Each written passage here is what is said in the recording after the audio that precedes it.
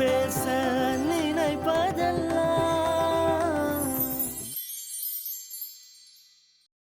அனைவருக்கும் வணக்கம். சிலர் கை கூப்பிடுறீங்க, சிலர் சவுண்டு வருது. இந்த ரெண்டுமே சேர்த்து பண்ணிடலாமா? அனைவருக்கும் வணக்கம். பாடி அதான் வந்து ஸோ இந்த வாய்ப்பு கொடுத்த இந்த நிறுவனத்திற்கும் என்னை வழிநடத்தி சென்று கொண்டிருக்கின்ற எனது இயக்குனர் மதிப்புக்குரிய பொது சுகாதாரத்தைச் சேர்ந்த ஆசான் அவர்களுக்கும் மற்றும் சிரேஷ் மற்றும் ஐடிஏ மற்றும் என்ஜிஓ மேடையில் இருக்கின்ற குட்டித் தலைவர் ஒருத்தர் இருக்காரு அவருக்கு மற்றும் வந்திருக்கின்ற அனைவருக்கும் காலை வணக்கம். ஒரு 2 minutes. இது கிட்டத்தட்ட வந்து எனக்கு முன்னாடியே பயணம் பண்ணவர் எங்கள் இயக்குனர். நாங்கள் டிடியாக இருக்கும்போது ஹெல்த் ஆஃபீஸராக இருக்கும்போதெல்லாம் அவர் வந்து சிறையில் சார் கூட சேர்ந்து ஹெல்த் எஜுகேஷனுக்கு டைரக்டராக இருந்து இந்த பல கடுமையான நெருக்கடிகளுக்கு இடையில கூட இந்த புகையிலை கட்டுப்பாட்டை வந்து சிறையில் சாரும் அவரும் பண்ணியிருக்காங்க. அதை நான் நேரில் பார்த்துருக்கோம். 25 வருஷமா இந்த டிபார்ட்மெண்ட்ல இருந்திருக்கோம். இருந்தாலும் ஒரு 2008ன்னு நினைக்கிறோம். 2008ல் சாரு அங்கே மேலே ஸ்டேட்டில் இருக்காங்க, நாங்கள் விழுப்புரத்தில் இருக்கோம். சிறையில் வந்து ஃபஸ்ட்டு விழுப்புரத்துக்கு வந்து இந்த மாதிரி ஒரு சட்டம் வந்திருக்கு, பொது இடத்துல புகை பிடிக்கக்கூடாது, போர்டெல்லாம் வைக்கக்கூடாது, என்ன செய்யலாம் அப்படின்னு. டெல்லியில் ராணான்னு ஒருத்தர், அவர் சார், அவர் இயக்குனருக்கு ரொம்ப பரிச்சயமானது. அவரும் அங்கேருந்து ஒரு நாள் பயணம் போட்டு வந்து நாளைக்கு காலையில் பயணம் பண்ணோம்.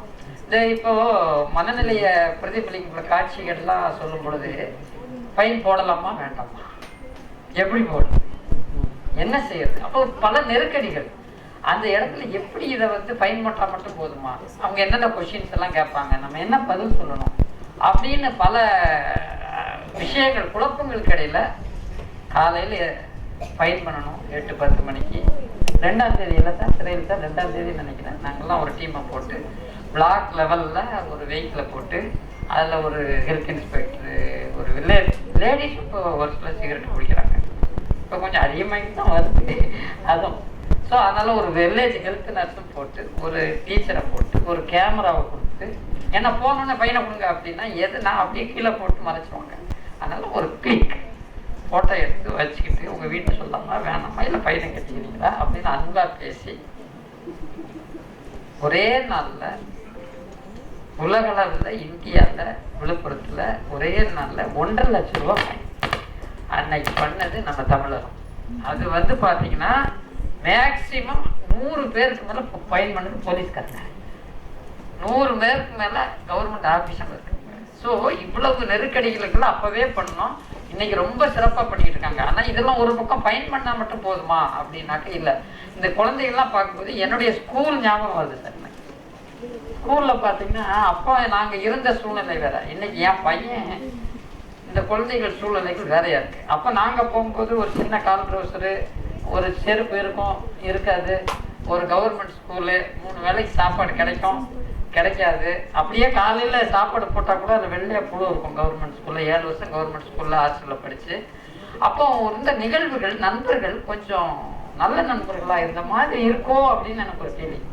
ஏன்னா அப்போ சிகரெட்னா எங்களுக்கு என்னன்னு தெரியாது, கூல் லிப்னா என்னன்னு தெரியவே தெரியாது, சிகரெட் அப்படின்னு சொல்கிறாங்க. அது இப்போ வந்து அப்படியே அது எப்படி இருக்கும்னு கூட நாங்கள் இந்த வயசில் கேட்டு அது எங்களுக்கு தெரியாது. அப்புறம் வந்து ஹன்ஸு தெரியாது, புகையில தெரியாது. ஆனால் இன்னைக்கு பெரிய வருத்தமாக இருக்கு என்னன்னா, உங்களுக்கே தெரியும், எங்களை விட உங்களுக்கு அதிகமாக தெரியும் கூல் லிப்னா என்ன அப்படின்னு. யாராவது ஒரு ஆள் சொல்ல முடியுமா? கேள்விப்பட்டிருக்கீங்களா? சும்மா சொல்லுங்க, தெரிஞ்சா சொல்லுங்க. நீங்க அதை வந்து எனி ஒன் பர்சன், ஏதாவது ஸ்டூடெண்ட் சத்தமா சொல்லலாம்.